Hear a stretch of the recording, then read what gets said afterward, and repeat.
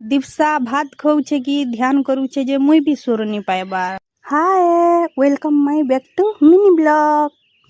आउ इटा टिके आमर बेर आड़े बुली गनी काहे कजी बोले वर्षा बहुत हिथिला तो गज खुड़ सब मरी मुरा जाइछि जे टिके देखि दुखा करी आसनी हेले फूल गज माने बहुत भल हेथिला।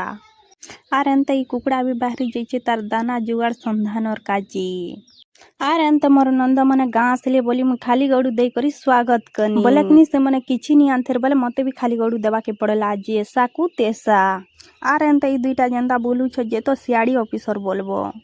आर एंते अच्छा आमर घर रिश्तेदार आमर घर हालचाल बुझबार काजे आमर घर जुगी छ।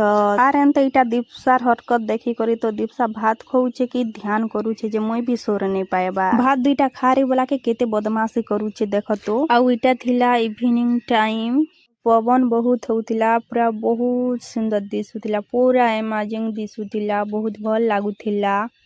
भिडियोटा एतकिना नेक्स्ट भिडियो रे देखामा बाय बाय।